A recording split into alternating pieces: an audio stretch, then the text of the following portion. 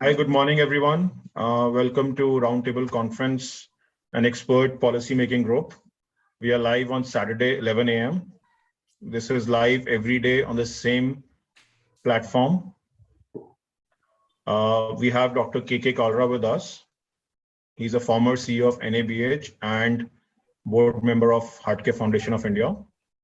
Over to you, Dr. Kalra, to introduce the speaker and the topic and to take this discussion forward.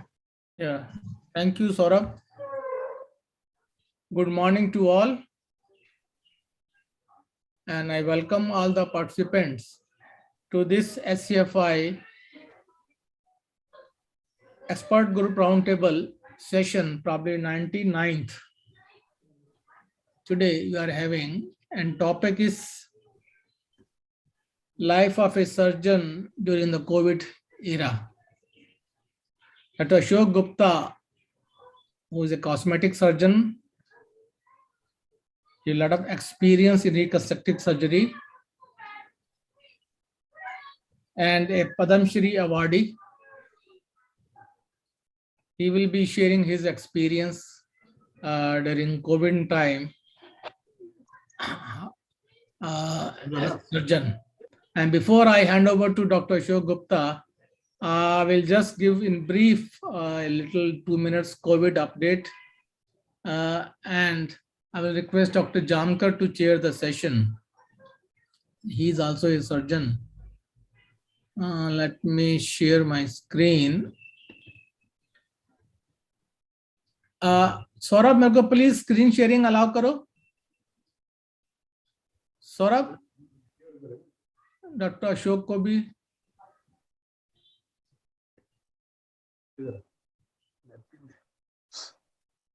No doctor Saurabh Saurabh is gone. Oh my God. हाँ सौरभ मैं phone करूँ उसको. We are already live. No, no, screen sharing he is not allowed.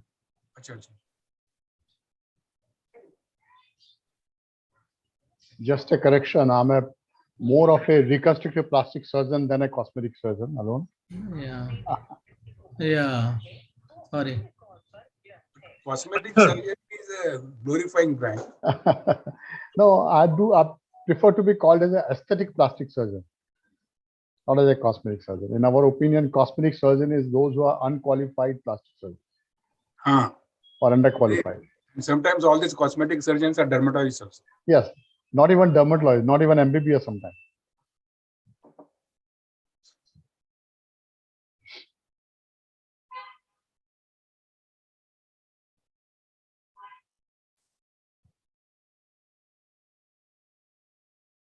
Some problem seems to be sharing screen. Do you think I can? Yes, to enable it to you. Okay. No, Dr. Kalra is sharing screen also. No, nobody can. He is host. He is the host. Okay.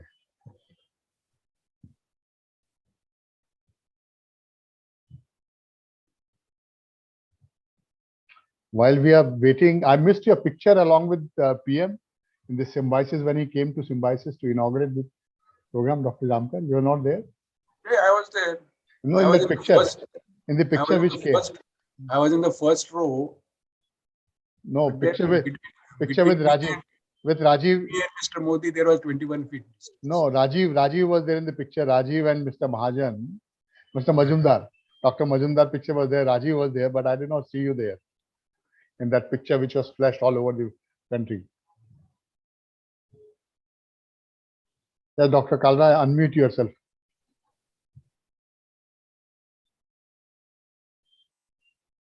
Dr. Kalra, आप mute पे हैं? हाँ, sorry.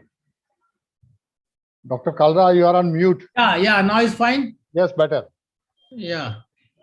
So we know all over the world now, this week also, as compared to the previous week, as a WHO reported weekly report ending on 8th of this month. Overall, there was a decline of 5% of new cases and 8% decline in deaths. Except Western Pacific region, All other regions, there was a decline reported in new cases as well as deaths.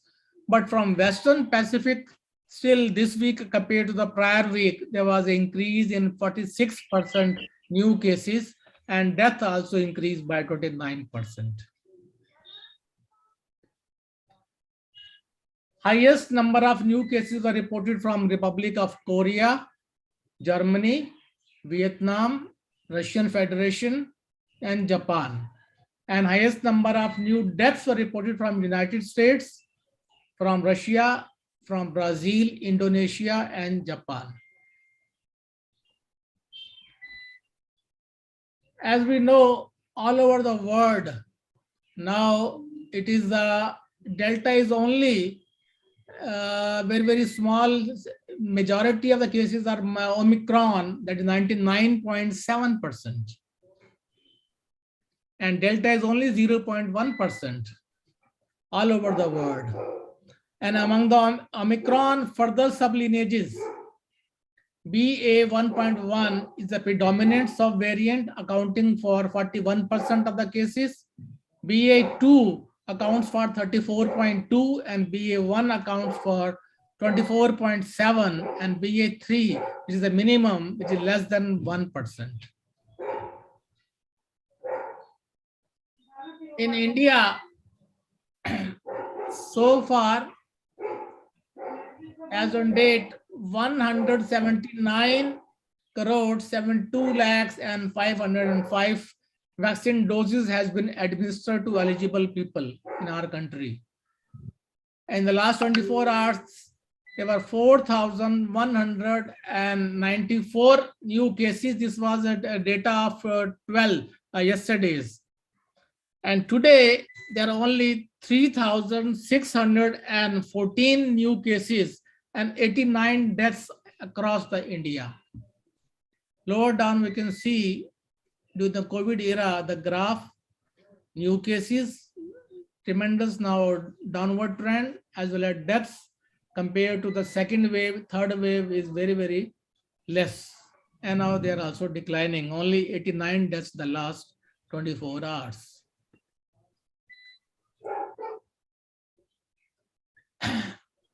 Kerala, which was one of Kerala, Maharashtra, Karnataka, and Delhi, which were the highest states contributing to the COVID during the third wave. Even yesterday also Kerala reported 1,614 on average weekly basis per day. And today, Kerala has reported 1,175 cases and 73 deaths. Maharashtra only 417 cases, and today 318 and 1 death.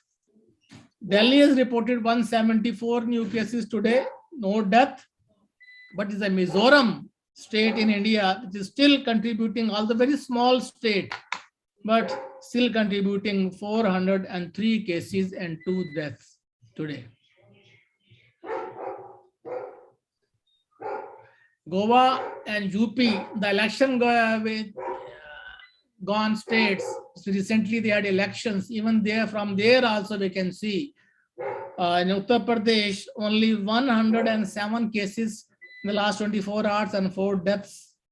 And similarly, Goa also, now declining trend. There was no increase in cases of COVID during this election campaign. This time it was seen, not seen. South Africa, we can see the declining trend. Bangladesh, Nepal, Pakistan, all are showing a declining trend. And Russia still reporting on average weekly 71,000. Sorry.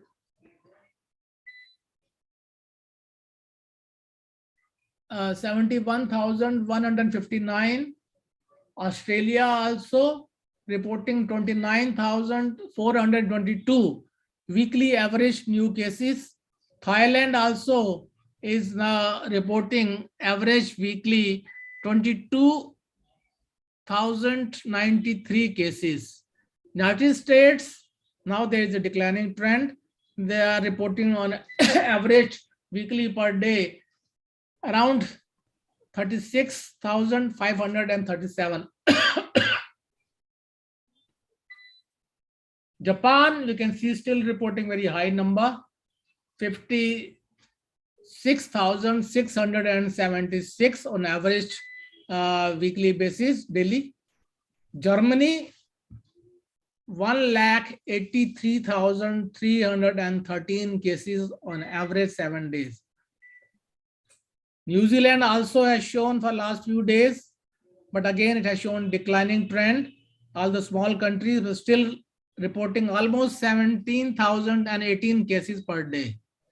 United Kingdom still showing around 77,286 cases on average weekly basis.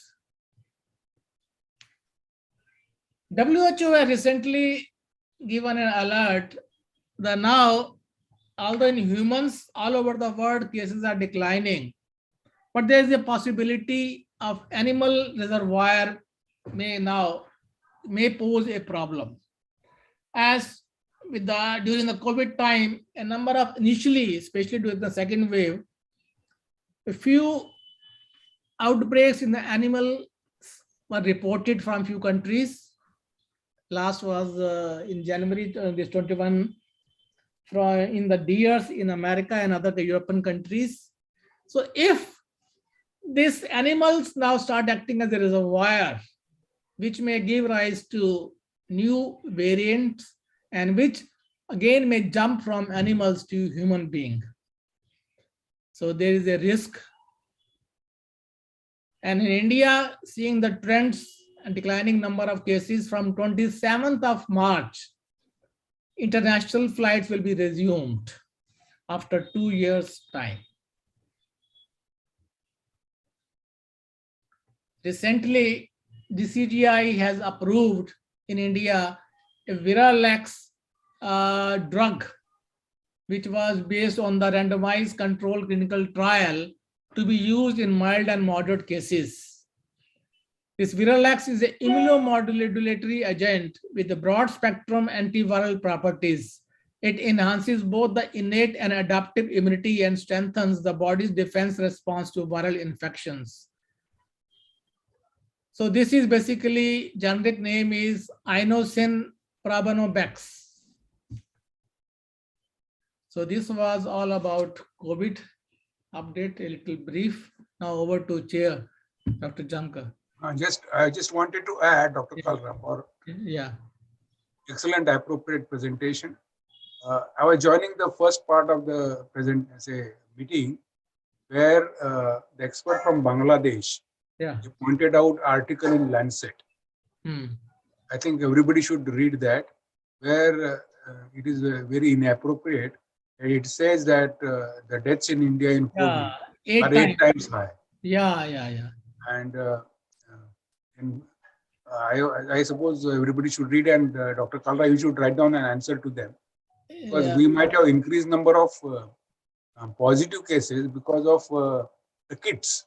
But then once the patient becomes serious, they get hospitalized where they die. Then they have to have RT-PCR, and we don't do RT-PCR without Aadhaar. So I don't think we are opaque in any area. So I suppose. I think central government also has given their views.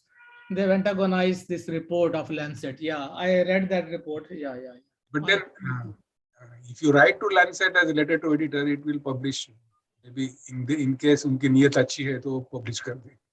चलो देखते हैं. Anyway, I welcome Dr. Ashok Gupta for a very appropriate presentation, which might interest people, because he has been working during COVID times, was one of the hard-working surgeon, and I think he was participating in all those hospitals which were COVID hospitals in COVID era. So his experience would be guiding for all of us, and I know he has been working in various fields. He's in fact, he has a lot of social obligations, and he is indeed, briefly say, he is a role model as a surgeon. Over to Dr. Gupta. So before you head over to Dr. Gupta, I would like to have a comment from Dr. Anita to the WHO alert regarding animal reservoir for COVID-19. Dr. Anita, she's there. Yes, they think that there are other animals could be potential source, because also bats is not 100. Yeah. You have gone. Look at me. Yeah, now I can hear. So bats is was also, from bats they passed it to other animals. Yes. So there is a chance, and I hope it does not occur. Then we're in trouble. Okay. Gupta. Dr. Gupta. Thank you. Thank you, Professor Jamkar. Thank you, Professor Kalra and all others. Can I share my screen?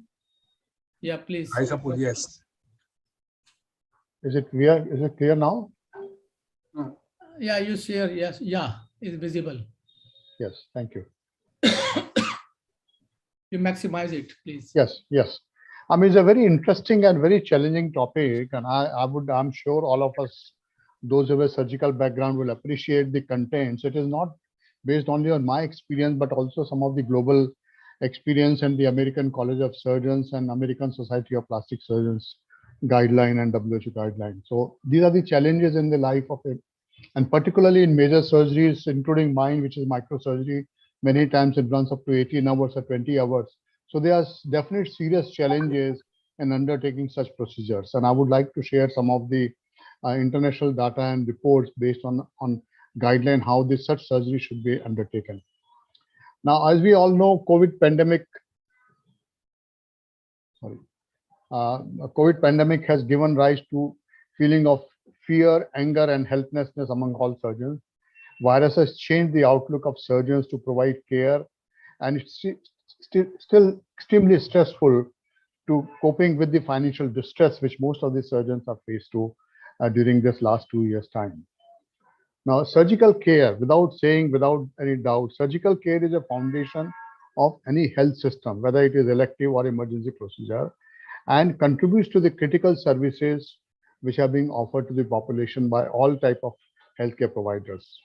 It is essential to act thoughtfully and to support the hospital surgical care system, as well as protecting the benefits of patient, at the same time conserving the resources of the hospital and protecting the staff which are working. Because initially when the second wave came and the first wave came, there were instructions to stop all elective surgery and to undertake only emergency procedures to basically to conserve the hospital resources reservoir. And I have gone through that stage when even getting a gown and glove was such a scarcity to perform emergency procedure. Everything was reserved for the patients for the COVID. So now COVID-19 pandemic, as we all know, has had an extensive effect on surgeons and patients who require surgical care. Providing care for surgical disease requires an exclusive and intimate relationship between the patient, whether it is COVID positive or COVID negative, and surgeon. And this interaction and contact cannot be replaced by telehealth system of medicine, which almost all other branches of medicine can be implemented effectively with telemedicine system, except surgery. Now, financial effect, if we go by this thing, financial effects of surgical shutdown has been far-reaching. Dr. Gupta, make it full screen. It is full screen actually. I made full screen. No, yeah. Maybe it is covering part of the. Make it F5. F5 I made it. Control F5. Yes, it is F5. Yes. Is not visible? No, it's visible. It's not full screen. From my screen, it's coming as you are screen sharing. It's coming as a full screen from my side. Why? Okay. Just want to. Just change the slide, I think. Yeah, yeah. The financial effect of surgical shutdown has been far-reaching. No, it is not changing. Slides are not changing, sir. Yeah, I'm changing it. It's changing now. Is it changing? No, it's not changing. I will re-log in then. Yeah. Maybe stop sharing and share it again. Yeah, share it again.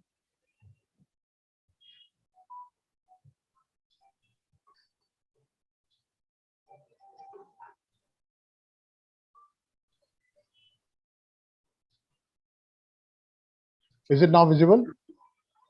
Yeah, no, same slide. Changing? No. No. Okay, let me.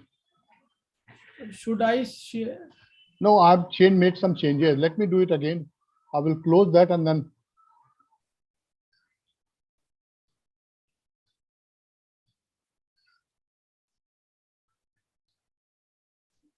I'm starting a new one from the.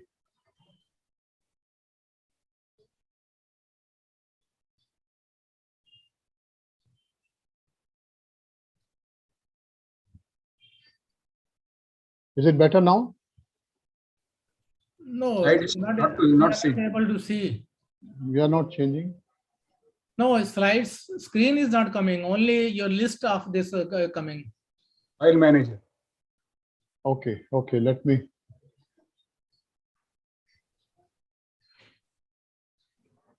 This is the screen which I have. Yeah. Now, yeah, now it is fine. Okay. The now this is not changing from my side. This. Okay. You.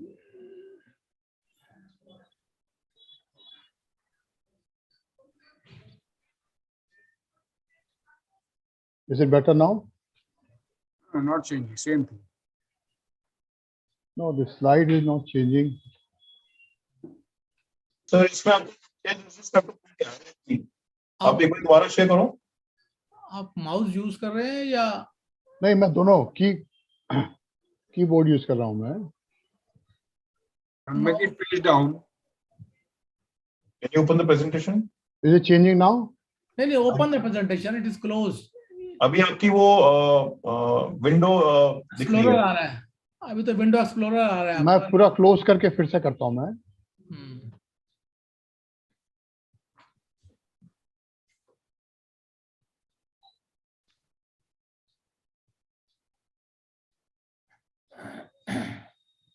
हाँ.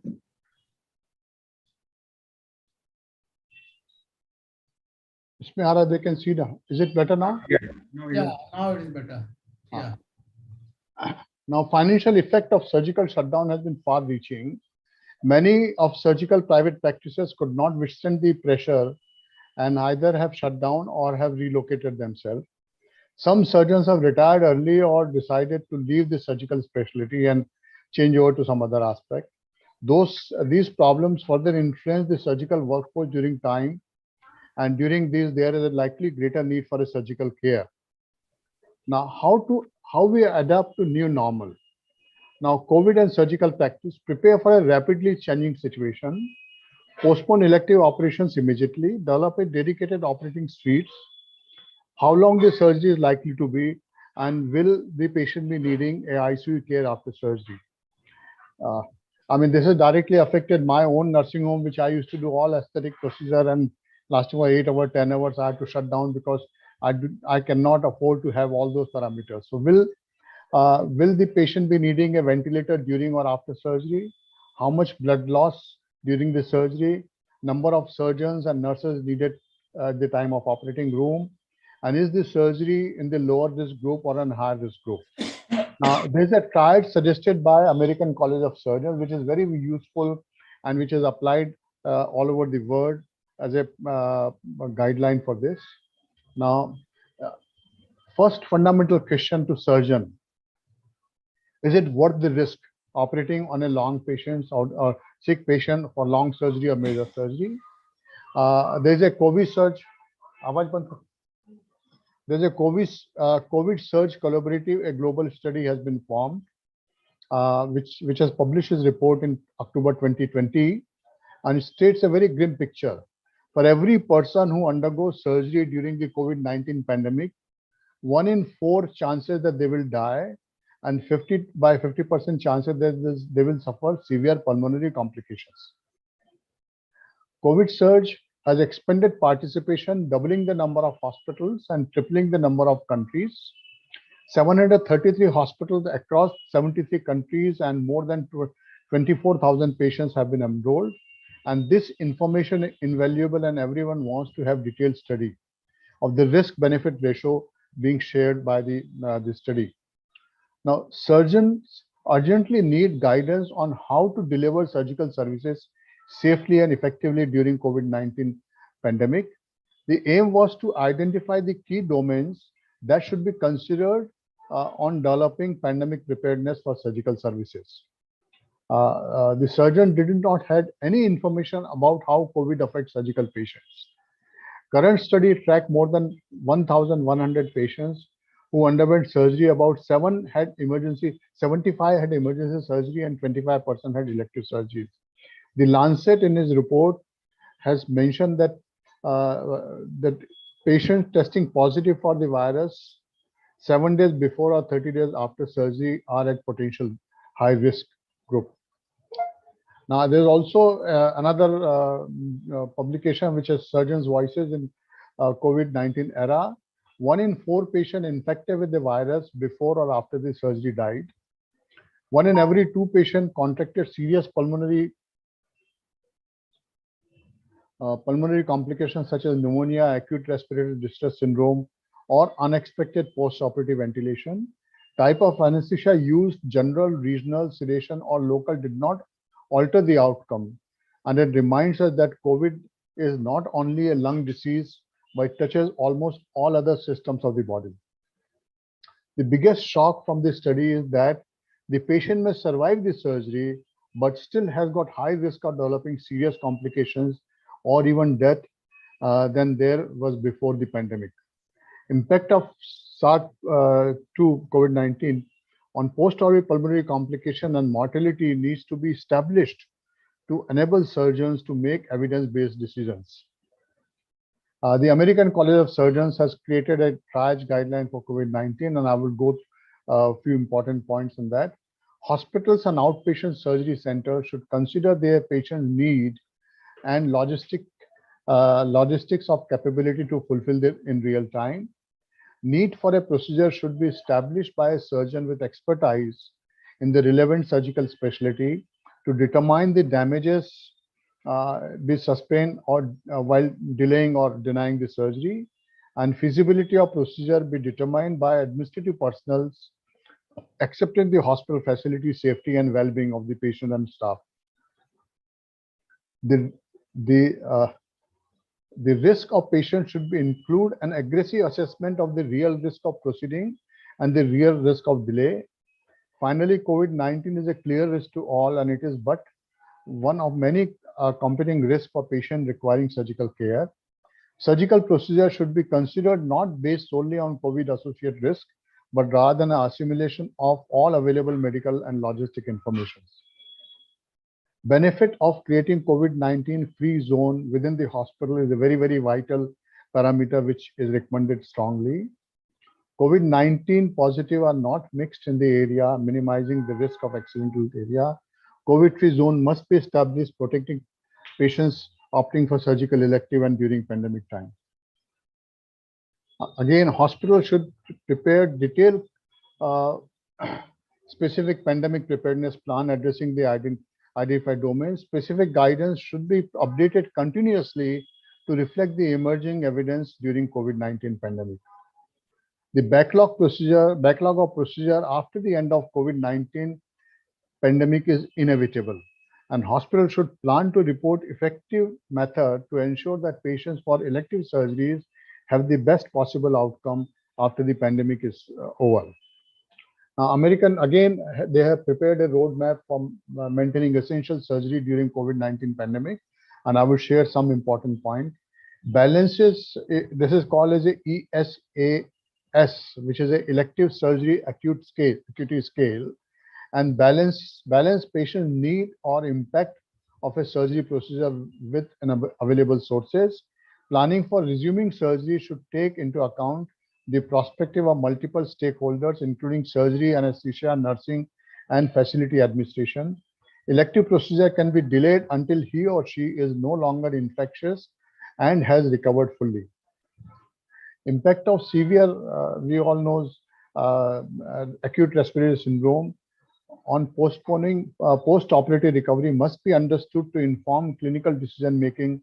The international This is a study which is international multi-center cohort study at more than 224 countries report 30 days high mortality and pulmonary complication rates in patients with preoperative or perioperative SARC infection.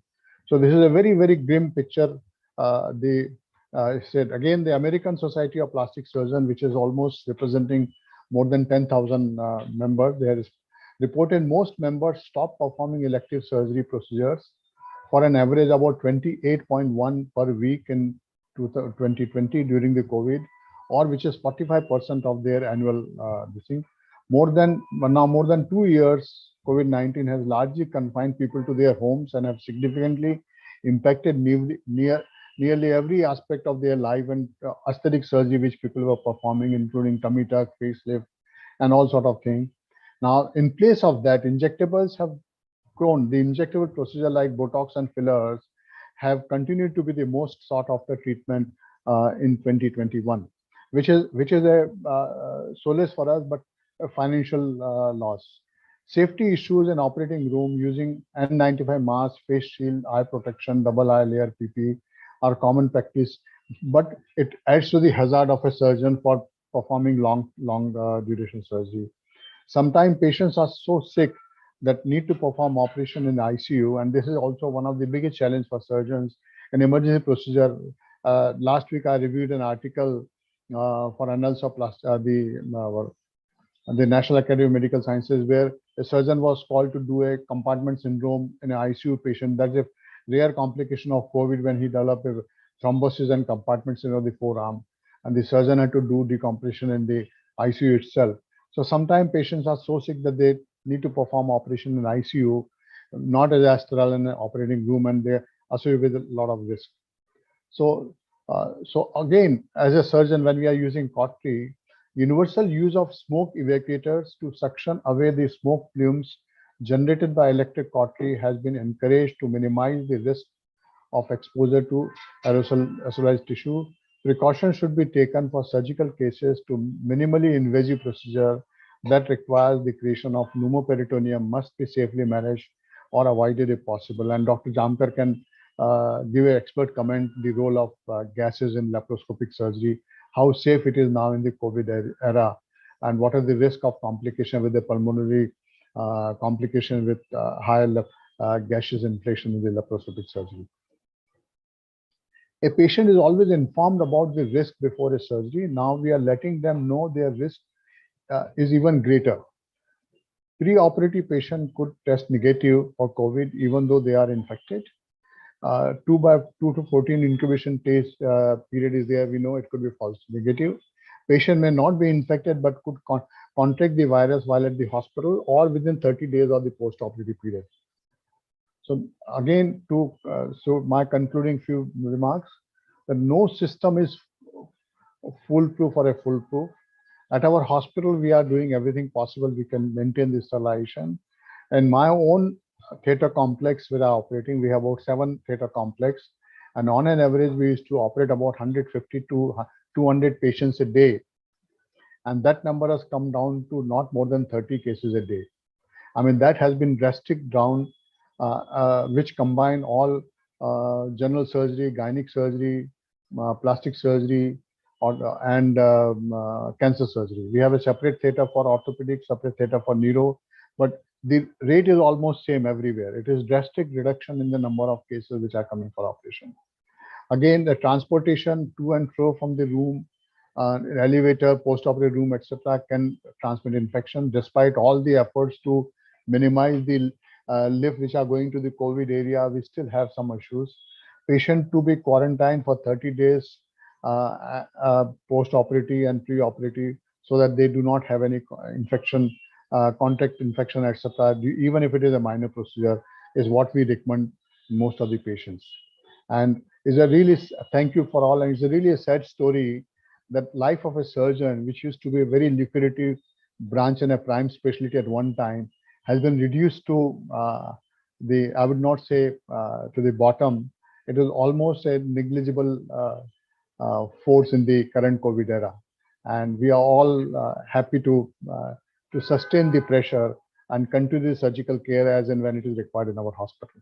In plastic surgery, our incidence of attending to CLWs, incidence of going to the hand injury, etc., is drastically reduced because we say let it be attended by the general surgeons or other specialties. Thank you once again, Dr. Kalra, and thank you, Dr. Jamkar. This is, of course, a very brief presentation of a life of a surgeon, sharing some of the international experience and some of my experience. Thank you once again. Please stop sharing screen. Yeah. Thank you, Dr. Gupta, for very elaborate presentation on the life of a surgeon as well as what he does during his life. My question is now it is more pertinent to find out how to handle post-COVID cases, because I think everybody who is now undergoing surgery, he has a history of COVID. So how will you investigate and find out whether he is suitable for surgery? Because many people are developing pulmonary fibrosis, and because it's a polysystem disorder, it almost involving every system. So I think I will investigate these patients before you take for surgery. See, in my case, I would say in my specialty, I was very fond of doing abdominoplasty, repair of the ventral hernia, and lipectomy, etc. And as part of my procedure, it was mandatory for every patient to get a PFT test done. I used to do intraoperative monitoring, intraperitoneal, the intra-abdominal pressure monitoring before doing plication of rectus, etc. But post-COVID, knowing that there could be patients, those who are recovered from COVID, they have a potential risk of pulmonary complication, fibrosis. So literally for last 2 years, I stopped doing any abdominoplasty, repair of the ventral hernia and liposuction because they carry a potential risk of complications and this thing. So this is very, very vital. Now we have to understand the limitations which are caused by the post-COVID recovery. All these, we know, all these patients post-COVID recovery, they have a residual pulmonary limitations. They have residual systemic limitations. So we have to analyze that. And there comes many a time when I refer to patient to a physician, their standard note is patient is fit for surgery. Now the surgeon has to calculate the risk with his procedure. A physician or anesthetist cannot give a risk assessment of surgery. So it is very, very vital for Professor Jamkar and person like me to individually, specialty-wise, develop a protocol, do the risk assessment of laparoscopic surgery. We say cancer surgery, there's no alternative, it has to be performed. Most of the surgeries there's a study which says if the surgery is less than 2 hours or less than 3 hours, the risk of complications are much less. But if the surgery is more than 4 hours, the risk of complication, the pulmonary complication almost become double. And 99% of our microsurgery is for more than 10 to 12 hours time. So it's a major risk. And any concern about coagulopathies and non-pulmonary, say what you call as advancements of post-COVID era? Yeah, these are also serious challenges. We don't understand. As a surgeon, we hardly paid attention to coagulopathies, etc. We were happy doing PTR and other tests and then contribute that. But now, although it is a very rare complication of going into coagulopathy in plastic surgery procedure, but it is there. An acute, I'm treating a patient with a diabetic ulcer, and we are thinking of doing it because it's all gone. So we are thinking of doing a free flap. But then again, coagulopathy, other thing is restricting us to do any major procedure, etc. So this requires a very elaborate interspecialty and multi-specialty assessment of patient with a complete risk of coagulopathy, what you mentioned, complete risk of non-COVID pulmonary complication, complete risk of healing effect of on the tissues, large areas.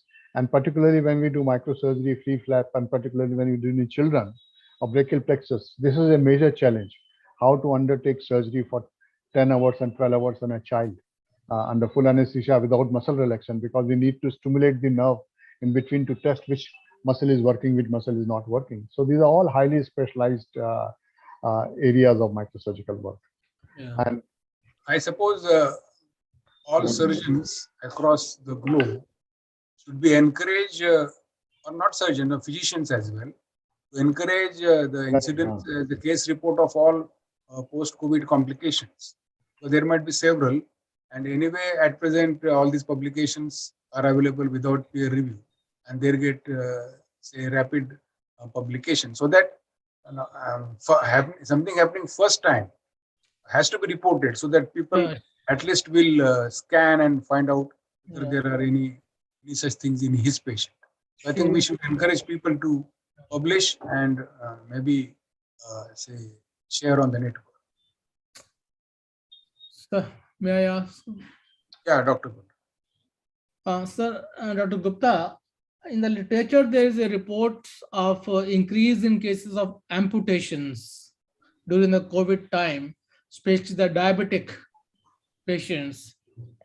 Is there in India also similar cases, some because of the delayed presentations and poor follow-up in these patients, because almost during the COVID time, and especially in the first and second wave, there was hardly any follow-ups, or patients were not being seen physically by most of the doctors, not only surgeons, even physicians also. It was more of a teleconsultation. There was an increased number of cases of particular groups, amputations, I remember, in the Western literature. What is your experience in India on similar incidences? Yeah, even in my unit of plastic surgery, there have been number of cases which have been admitted with the post-infection diabetic feet with a lot of serious complications and sloughing and necrosis, etc. And that has again been attributed to delay in reporting to hospital, ignoring that, and relying more on a teleconsultation without paying attention to the foot, and with the stress, etc. But this is also a very, very important point, that the surgical care cannot be delivered through telehealth system. Yeah. And it has to be stressed upon by someone. If is dealing with a diabetic foot, they have to physically be examined. They have to go to the nearest center for doing this. And they are, of course, apart from the diabetic foot, also there are so many other cases where, as a general surgeon, as a orthopedic surgeon, there are so many emergencies which have been, which has been probably delayed because of the COVID situation, and the patient have ended up in some serious complication, and they were attributed to COVID death, maybe because of the surgical complication. But this risk of post-surgery complication because of COVID or during COVID is very, very significant, and this increase, and that is what even our textbook in aesthetic surgery, where I've written a chapter on ethical consideration in aesthetic plastic surgery. We have mentioned that there has to be special consent being written whenever we are doing a elective procedure in a COVID era, that despite all the investigation, despite all parameters, you still carry a high risk of developing unknown complications and sequelae, which can even result in death. And that should be well documented before undertaking any procedure. How many patients agree to undergo surgery with the risk of death is something which is wide open. And another challenge, how you were able to manage, because during the COVID time, many of the healthcare workers, staffs, they suffered from COVID, and suddenly on a particular day of procedure, you come to know so and so person is down with COVID. How you could manage with the understaffed? No, only option was for me to close down my nursing home. I shifted all my practice to hospital base, so that I just do consulting. At that too, I go only alone, and the one assistant who takes care of cleaning and patient. Because we don't know, the travel was restricted, areas are restricted, we don't know who is carrying what infection. We are doing in hospital. Unfortunately, hospital staff, although we expect all hospital staff and theater staff should be tested for COVID regularly, which is not practical and which is not being done. Yeah. We don't know who are carrier, who are the actual suffering, but still we have to take precaution and undertake the surgeries I'm lucky that I'm operating in a tertiary care hospital, which is one of the best setup in the country. But what is the risk people are carrying in a government-run hospitals and a poorly equipped hospital and secondary in the secondary B type city and C category cities? So it is a major risk for all surgeons. Many places they don't have a disposable gown. They are using the glove also. I mean, when I joined, I remember when I joined in GT as an honorary, we were not using disposable glove. We were reusing the glove, and many of the hospitals still the same practice is going on. So it's a surgical field is otherwise very glamorous, but at the same time, the biggest beating which has come to the because of COVID has come to the surgical specialist. Yeah. My I last think question. we must My place on last question to Dr. Gupta. Now, learning from this COVID experience, now COVID is fading away. What is the new norm you will like to continue as a surgeon in your practice? I think the first thing which I have realized now during this PG counseling, which is happening or which is likely to happen in near future, this surgery will be the last. The specialty like pulmonary medicine, virology, and pathology will be the first priority for the people, because people have realized preventive aspect is something which is going to grow. This is not the last pandemic, and this is going to happen for next 10 years time at least. So people are opting more for these specialty which are in demand now. Surgeons, and particularly otherwise also the need for general surgeons was the craze for only to go into super specialty. That is also getting reduced now. The people are less opting for plastic surgery than they are going for urology and thoracic surgery than plastic surgery. That is one thing. Second thing, sorry, which I feel the second thing, which as a surgeon, you must maintain the risk-benefit ratio of any surgery. As I mentioned in my practice in the last 2 years' time, I have not undertaken any aesthetic procedure which could be delayed. Abdominoplasty, facelift, which is close to face, which has got high risk of complication. The liposuction, which has got high risk of pulmonary embolism, etc. I have reduced that practically not done in last 2 years' time. So this is what has to be maintained by surgeon, because even if you've done 10 patients successfully and one death will reverse all your 40 years of goodwill to the patient. Yes. It's a very, very critical period. Yeah. Professor Jamkar. Shall I conclude? Yes, please. Yeah. I think I appreciate the excellent presentation, which is appropriate by Dr. Gupta. I must place on the record that the sacrifices made by healthcare workers are all ignored.